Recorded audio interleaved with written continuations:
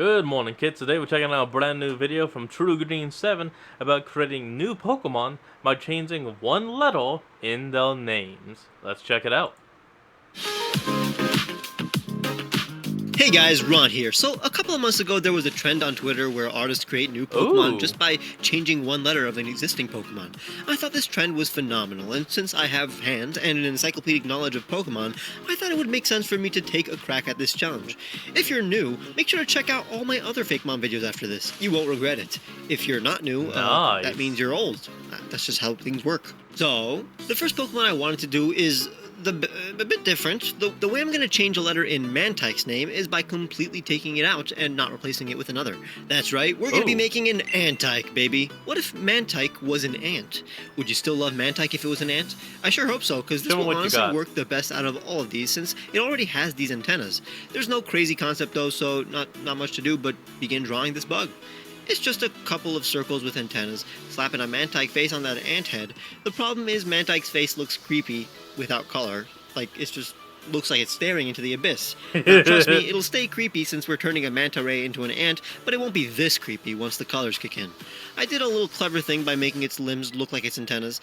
Okay, I haven't said antennas this many times in 1 minute. There are tons of bug Pokemon with only one set of arms and legs, so I thought it was fine to leave out 2 of its ant legs, but don't tell anybody that those 2 dots on its chest are vestigial arms. Dude looks like he's happy to invite you into his home, his little ant colony. Refining the sketch before adding Mantyke's literal colors, here is Antyke, the buoyant Pokemon. These seafaring... Okay, now before we go on, I gotta say this is adorable and I love it.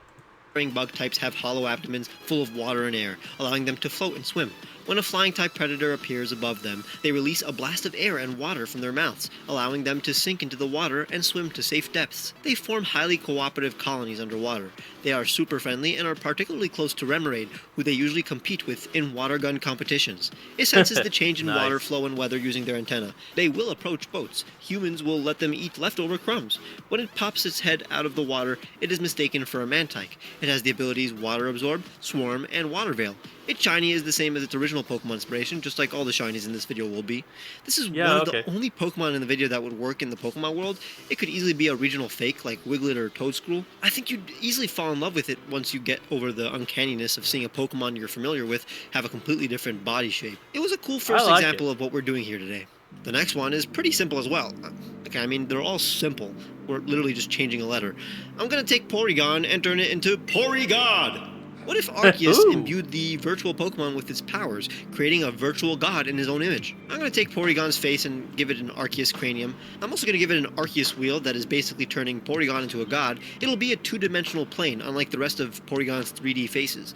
Its legs become arms. Now originally I just copied and pasted one of the arms because I was lazy, but this compositionally works really well because it looks like the meteors that are falling when it uses Judgment. The point is that the geometry on its head is being extruded outwards and glitching.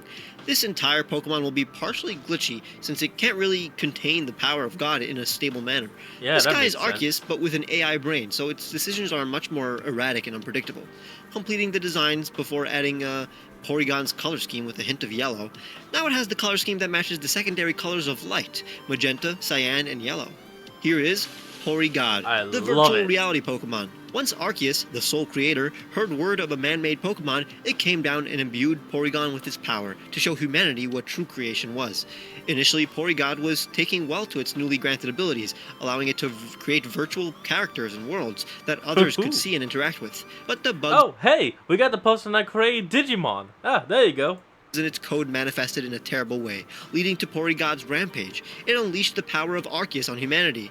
Darkness swiftly overtook the land, and meteors fell from the sky. Thankfully, all of Porygod's creations were mere illusions, but the fear and panic caused by Porygod's virtual reality caused mass hysteria. Arceus came down to take back its powers, fixing its mistake. This collaboration between man and Arceus was a failure. It has the ability Multi-type. There is no reason for this kind of Pokemon to roam the Earth. Its existence isn't very safe, so I gave it this short story type of lore. It could easily be the plot of a Pokemon film with a climactic battle between it and Arceus. The point is that it isn't your average Pokemon. If you like the idea of Porygon-Arceus fusions, you'll like Porygon. Hold on, folks. We'll be right back. And we're back. Next is a funny one. To be fair, this entire concept is humorous. Yamask is an interesting Pokemon. What if it were more animalistic? I'm going to replace the Y with an H and give us Hamask. This non-kosher ghost is basically a similar idea to the mask. What if a pig put on a mask that, possessed it? The mask is just Yamask's mask. Oh, wait. By mask, did you mean The Mask? That movie? Because if you meant that, now that's an idea. No change there. Then I'm gonna give it the body of a poke pig, basically the proportions of a cross between Lechonk and Oinkologne. Its hooves are modeled after Yamask's eyes, and its tail is reminiscent of Yamask's weird hands. I was gonna add ears, but I thought that kind of ruined the striking aspect of the unobscured mask. But to make sure to fill in some of the empty space, I gave it this cursed pattern to make it look more possessed. Check out Hamask. The spirit Pokemon. This Pokemon is possessed by the spirit of a deceased human. The mask acts as a conduit between the soul and the original Pokemon's body. It roams around seeking the location of its past life. Some say the soul belonged to a human from a long-lost civilization, dooming Hamask to roam the region endlessly, with no hope in finding remnants of its past life. It has the ability Mummy. I think this Pokemon has a chance in being a Yamask form in my future Pokemon region. Perhaps there are Yamask masks scattered throughout the region, and some poor unfortunate pig Pokemon put it on and became Hamask. I love the contrast between the serious mask and goofy chubby body. It's kind of tragic in some way. Looks like an ancient figurine. I'll be honest, it's not really to my flavor, but then again, of course it wouldn't be. I just hope whoever likes it. Next is the most intuitive one, and it could easily be a regional form, Sumowudo. It's a sumo tree. It's actually a pretty natural progression from Bonsly, which is already Japanese themed. It could even be a separate evolution. But today, let's just make Sudowoodo wide. So I'm not lying, I'm literally starting off with a wide Sudowoodo base. It'll have a piece of wood that goes around its waist and nether regions to simulate the look of a mawashi, the traditional garb of a sumo wrestler. And the branch on its head will look more like a top knot to mimic the look of a chonmage. Dude is serious and way more brave than a Sudowoodo. Refining it now, the rest is just what you're familiar with, but thicker. Same with the colors, but with a darker, more healthy colored groin. Cause this is Sumowudo, a grass fighting type. I like it. Unlike Sudowoodo, Sumowudo is made of soft, pliable wood. It retains a lot of water in its body. It constantly drinks to bulk up, and is unmovable. It's a master of staying in place. It will take endless beatings. It is incredibly brave and honorable. In ancient times, Sumowudo were used to guard castles. It spent its time competing with Hariyama. It is a very respectable rival. Sumowudo are proud of their friends' accomplishments and are glad to be a part of their rival's improvement. It has the abilities Sturdy, Guts, and Sheer Force. I hope you understand that this is a grass type now, since it doesn't have Pseudo in the name anymore. I love the duality between its adversarial expression and its actual personality. It's very loyal. I can respect it.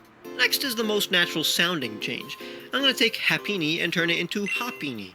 That's right, it'll be a kangaroo. Think about it. I'm not going to even say why the design of a Happiny would translate really well into a kangaroo. Just check this out. We're making a Happiny with a snoot. It's jumping in the air because it's happy and also a kangaroo. It's basically all it does.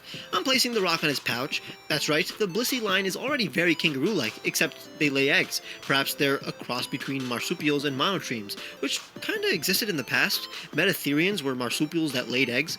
Very fascinating. Almost as fascinating as Happiny's huge ears. I took its ponytail and duplicated it. Very natural. It's almost like it was meant to be a kangaroo. The feet were next. That was the main event. Then a tail stylized like the ears, refining the sketch before giving it Happiny's colors. I didn't feel like making it brown. Say hi to Happiny, the jumping Pokemon. From the moment they leave the pouch of their mothers, these Pokemon begin to hop around at astonishing speeds and heights. They are incredibly caring. They carry a white rock to emulate their mothers. It spends all of its time focusing on making sure its rock doesn't fall out as it hops around. This distraction causes Happiny to frequently bump into trees. It loves to play around with children. It will let its most cherished friends hold its rock for a few minutes. Its abilities and shiny are the same as Happiny. So cute. It's a kangaroo Happiny. What more can I say? Probably the least change so far, so I can't really take that much credit. And now I want to take little old Trapinch and make it even more dangerous. Trappunch is where I'm going with this. It'll be a Trapinch that can punch. So the recipe for a Trappunch is as follows. Take the proportions of a Trapinch and add 2 giant fists the size of Trapinch's head. Make it stand up with those stubby feet and adjust its existing patterns to make it look more like the patterns of a jumpsuit. Refining it a bit before adding pincers on its arms as well, with a little bump that looks like a vestigial fist. Cause, psych! Once I added the colors, I wrapped its arms in this pattern that looks like bandages. It works with both the fighting and ground type. Here Yeah. is Trappunch, the fight pit Pokemon. Trappunch will spar with each other in sand pits. Other Trappunch will stand at the top of the pit and watch as two Trappunch duke it out in the pit. Trappunch is unflinching in the face of any attack. While they take damage, they won't show it. Their expression remains blank. Okay, I'm being a little biased, but I do love this one the most because I love Trapinch. They pummel their opponents with tough pincer fists. In a Pokemon battle, as a last resort, they will use their pincers to clamp down on their foe. However, they never use this technique when fighting amongst themselves in sand pits. It waits at the bottom of sand pits for a fair fight. They have the abilities Iron Fist, Arena Trap, and Sheer Force. I like the idea of a Trappunch fight club. I hope you like the idea of this video too.